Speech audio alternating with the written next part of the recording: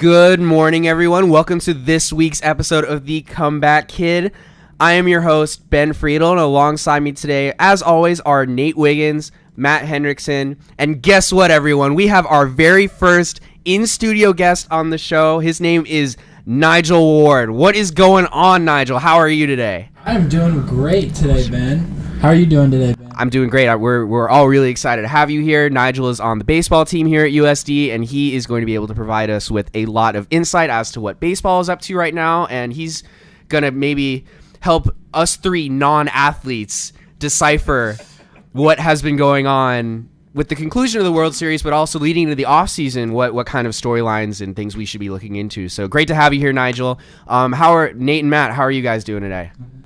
I'm doing great. Had a pretty nice and eventful weekend. Best part of my weekend was Michigan winning and Ohio State losing. You know, I'm doing all right, Ben. I went camping this weekend. Had a pretty solid week in fantasy sports, only to find out that I lost last day to you in basketball.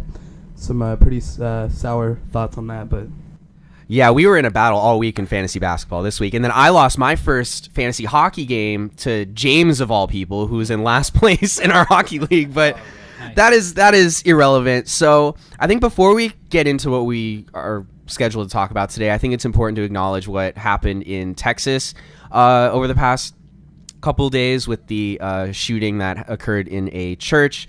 All of our thoughts and prayers go out to the victims and those affected by this horrible shooting.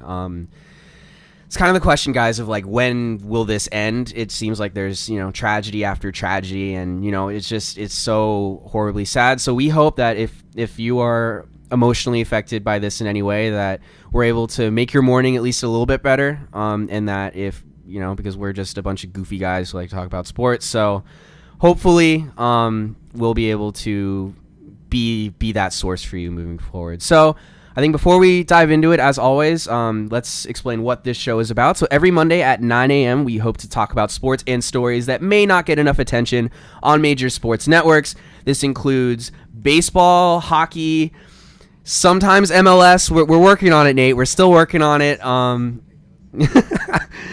the MLS playoffs are going on, and I feel like that's relatively important. So we'll be able to hit on that eventually. And most importantly, it is the mission statement of our show that we want to talk about these sports and the topics that we want to talk about, and that's really important to us, and we appreciate you guys listening. So, all right, guys, let's jump right into it this week. So the World Series is over. Baseball season is over. I am very sad that baseball season is over, but what a World Series. We were really given everything that we could have asked for and more in this World Series. It had everything. It had clutch walk-off hits. It had extra inning thrillers. It had questionable pitching, but also great pitching here and there from Justin Verlander, and other starting pitchers. Clayton Kershaw had a great game as well. So I think it's important to acknowledge that I was right. as humbly as that sounds, before the World Series occurred, Matt, Nate, and I made our World Series predictions, and Nate predicted that the Dodgers would win in 7 games. That is wrong. Matt predicted that it would be Astros in 6. I think if you were listening to any previous episode, if you know one thing about our show, it is that Matt wanted the Astros in 6 because he just said it over and over again. But I wanted the Astros in 7, and guess what? The Astros won in 7 games. So congratulations to me. I was right. My baseball knowledge exceeds both of yours now as a result of this, and it was a great World Series for me. yeah, you know what? I had a lot of skin in this game. I was really counting on the Astros going in 6, and I made a fool of myself, and I will admit that. I think we all make fools of ourselves at least once a day, at least. For me, on the show, for me, I feel like it's at least 15 times a day. It's something I've learned to embrace, and something that I will hopefully continue to work on. Well, as I've said multiple times, I feel like my humility is one of my best qualities. And, I am humble enough to admit that I was wrong. I said it was going to be the Dodgers in 7, and while I did get the number of games correct, I did predict the wrong team, so, hey, I am enough of a man to admit when I was wrong. Respect to you, Ben. You were correct, and clearly you are the smartest guy in this room. Well, all except for Nigel today, because if it's our normal, dumb, dumber, and dumber trio, then, there's not a lot of knowledge flowing in this room. However... We'll certainly see, Ben. We'll certainly see. All right. So let's actually move into the series itself. I want to pose the question to you guys that, because it was such an evenly matched series, like the Dodgers could have easily, if they had gotten a good pitching performance in Game 7, they could have easily won because the game was pretty much decided after the second or third inning. I want to pose the question to all of you. Did the better team win the World Series this year? That was something that I was hearing a lot from ESPN, from Fox. They were saying the better team won. But, is that really true? They didn't really give much explanation, so I'm hoping we could maybe bring light as to were the Astros a better team than the Dodgers? I know, Ben, that I thought both of these teams were very evenly matched. Offensively, Houston was just a better squad in those 7 games. But pitching-wise, you have Darvish and Kershaw and then Kenley Jansen in the back of that bullpen. For Houston, you have McCullers, you have Keuchel, and then Davinsky in the back of that bullpen. Those are 2 pretty evenly matched teams. I felt like Houston just really came out. Their stars really stepped up in the clutch and did a better job. I feel like the Dodgers can really make another run. Even with the team they have this year, they could come back with the same exact squad and probably do the same thing again. Is Houston going to be there again? Most likely. Well, I think that the difference in this series was actually not a play. I think that the difference in this series was Dave Roberts, because I feel like Dave Roberts' poor managing cost the Dodgers at least 2 games.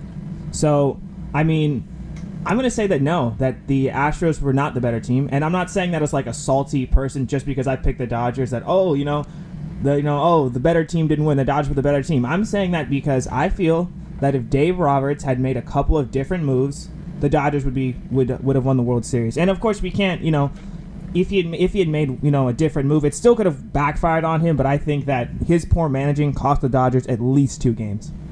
I don't know if I'd go that far to agree with you, Nate. I think Dave Roberts is a very superb manager, especially in the regular season. Without him, I feel like the Dodgers don't get there. He's a very good players manager, player-oriented, process-oriented guy, at least from what I hear in his interviews. But you are right. I feel like pulling Rich Hill after 4 brilliant innings was a little bit premature. I felt like he made a good decision with Darvish because he was nowhere to be found in this entire series. Both of his outings were very subpar. Pulling him early was probably the best chance. Just overall, I feel like managers in general nowadays just don't have quite as much trust in their starters in the postseason. Where does that come from? In the regular season, I feel like it's more obvious. Starters go longer. Like, you have more CGs. You don't see a CG in the playoffs anymore, unfortunately. We had Justin Verlander do it one time. But I feel like you still have to have some more confidence in your starters.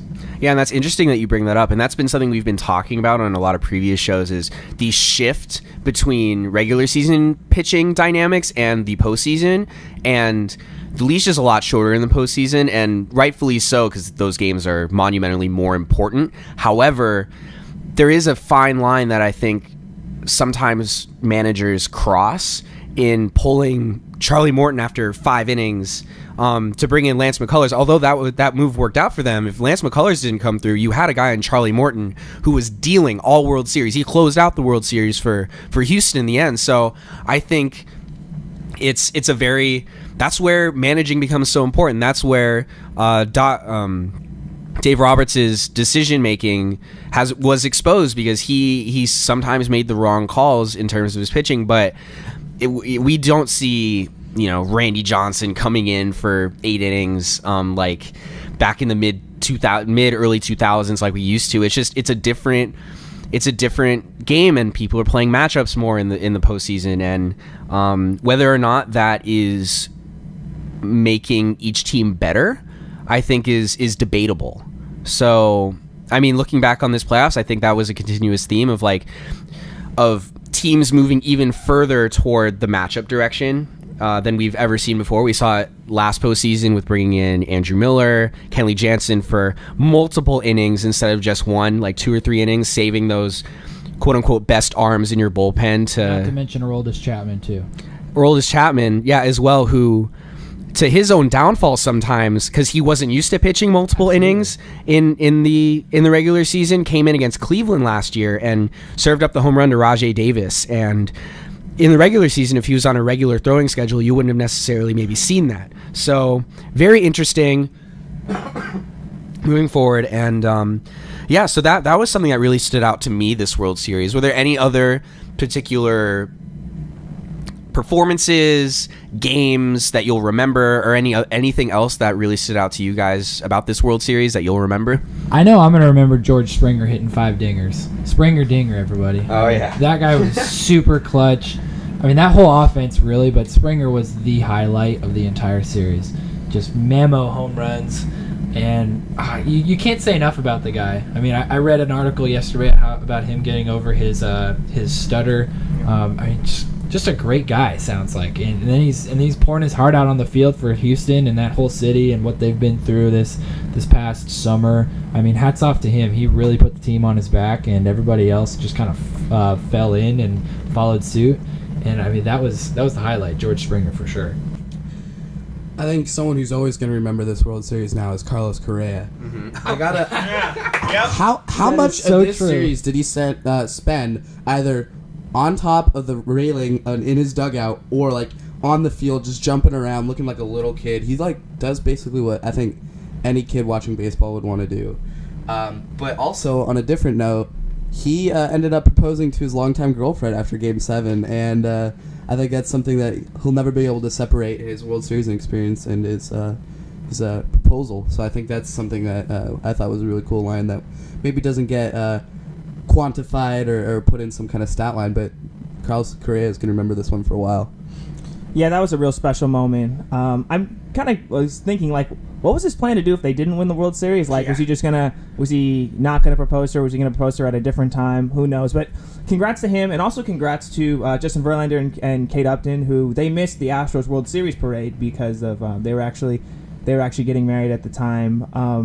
But I think one thing that just stood out to me was just the city of Houston, just the way they came together. And I mean, I saw a video at the parade of there was an Astros fan who was standing at the top of a parking garage, dropped their hat onto the ground, and the people in all the floors below them were like throwing the hat up to the next floor to try and get the person their hat back. And so, you know, just with everything that's gone on in the city of Houston, with Hurricane Harvey, and just the way that city's been able to respond, the way that city is starting to rebuild, is just something that I'm never going to forget. It reminds me of in 2009 when the Saints won the Super Bowl a couple years after Katrina, and just how much that meant to that city. You know, it's to me, it's the beauty of sports, that sports is something that brings us together during tragedy. Yeah, and you could say the same for Boston after the Patriots Day massacre. I mean, that city, Boston strong, Houston strong, the same type of deal, came together, and sports really allows us to kind of put those tough, tragic events on the back burner and let us have fun a little bit. I feel like that's a great thing to have sports for. Very well said, Nigel and Nate and Matt. Great insight there. Baseball season's over, guys. It's over. Yes, but the off season has begun, so really it never ends. Yeah. No, honestly, that segues us into what we were actually going to talk about next. Good job, Nigel. You're catching on rather quick here. I'm getting it. There you go. So that is right. Although no games will be happening until April, the baseball offseason, and especially this offseason, I predict is going to be one of the most wild off seasons that we can in recent memory. I think it starts with players who have or had the potential to opt out of their contracts. We saw a player, Justin Upton. He didn't choose to stick with his current contract, but he re-signed with the Angels the first day of the offseason. So thinking about Justin Upton, what do you guys think? Was that a good decision for him? Because he released a statement saying that he was happy to be back in Anaheim, and the statement reads, "My family and I are very excited and happy to be back with the Angels organization, and after talking with Billy Epler several times, who is the general manager of the Angels, it was evident to me that Artie, the owner of the Angels, and the whole organization is committed to winning, as committed to winning as I am, and the biggest factor in my decision, and I'm excited to get going and appreciate all the support I've received from Angels fans this offseason." Was this a good move for Justin Upton? Because it's debatable whether or not the Angels can be contenders moving forward. Nigel, you and I were talking about it earlier. They really don't have a strong pitching base. Do you guys think this was a good move for Justin Upton moving forward?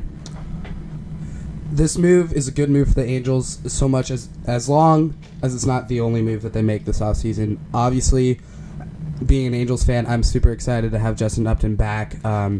We weren't so sure that it was going to be a possibility of him coming back, just considering that he had that opt-out in his clause or in his contract for this upcoming offseason. But he basically signed for the same terms that he was already going to have on his contract of just adding another year. So be an Angel until he's age 35.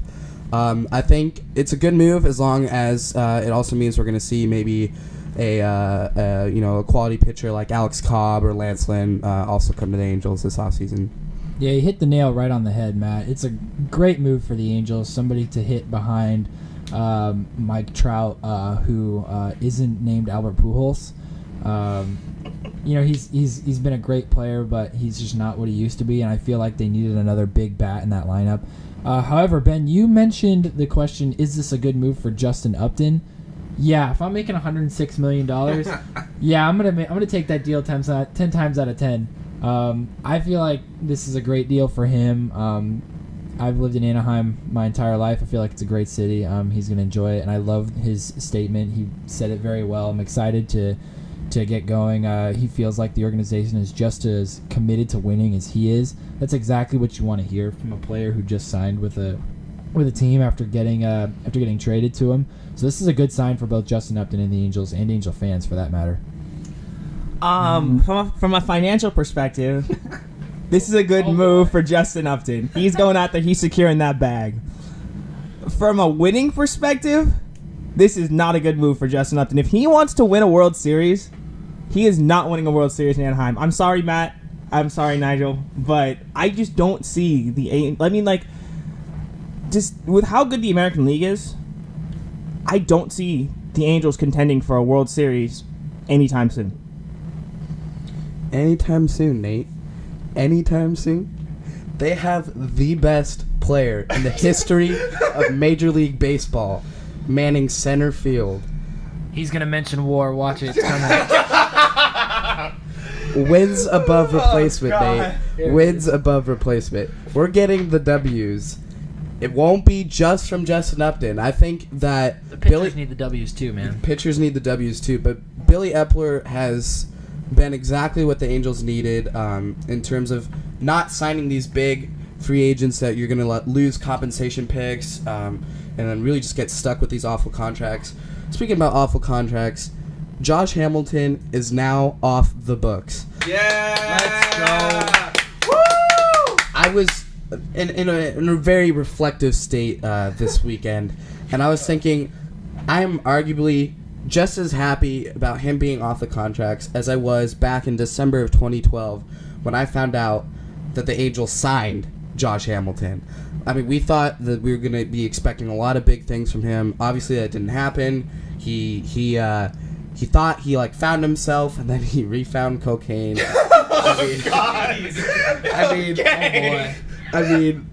thought we had something there. I don't see Justin Upton being the same problem as him or even Pujols.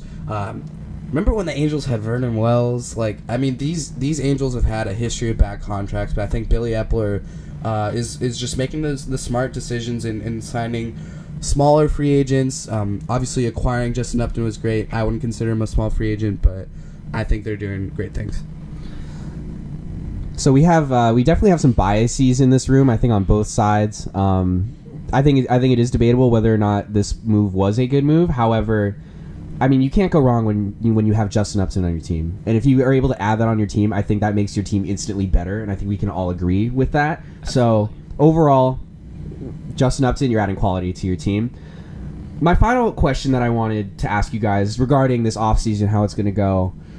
Derek Jeter, in case you all listening at home are not familiar, has recently been part of an ownership group to purchase the Miami Marlins. And he has come out publicly and said that he is going to have a fire sale. Miami has been a team notoriously known for their fire sales ever since they came into existence, it seems like. And so this brings speculation to whether or not the Marlins' very amazing core of Giancarlo Stanton, Marcell Ozuna, and Christian Yelich, they're 3 outfielders, arguably the best outfield in baseball. My question to you guys is, with Derek Jeter coming out publicly and saying that pretty much everyone is for sale and everyone is available, how many outfielders of those 3 are we going to see in Miami come off season's end? Well, I think that if you have the opportunity to sell all 3 and just get back a boatload of prospects, get back a boatload of young talent, then I think you have to do it. Especially with the contract with Giancarlo Stanton, it doesn't seem like Miami's gonna in any position to be winning anytime soon. So if you can start selling off those guys, then I think I don't blame Derek Jeter for trying to do it. I would love to see Giancarlo Stanton in a Red Sox uniform, but that's a whole nother thing. Not everyone gets a chance to be a Red Sox, Nate. This is true. Jesus. I have a tough time believing that Derek Jeter is going to break up that squad. That's an incredible core of young, powerful outfielders, young, good hitting, powerful outfielders at that. You could argue we saw the same thing with Alex Rodriguez and the Texas Rangers 15 years ago. That contract was so lucrative at the time, and even Giancarlo Stanton's is incredibly lucrative.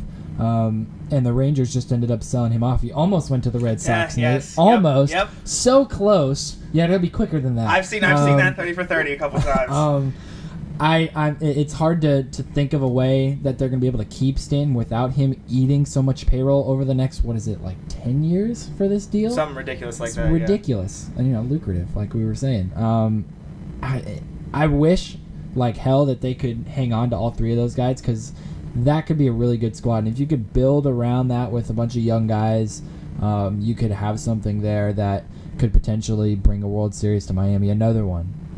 Great stuff, guys. And what an offseason it's going to be. Although, again, really sad that baseball itself is over. My favorite sport personally to watch. This baseball offseason is going to be especially crazy with everything going on in Miami, with players opting out and the current free agents. JD Martinez is a free agent. He's going to get paid no matter what. So, great stuff, you guys. So, that is it for recapping the baseball season. Man, oh man, what a season it was. When we come back, we have Nigel in studio, everyone, so he's going to give us some insight as to what is going on with USD baseball right now, as well as an athletic perspective to sports. Us 3 can't do that because we are not athletes. Nigel is an athlete, so when we come back, he'll be able to tell us all about what's going on with USD baseball. Stay tuned, you guys. We'll be right back.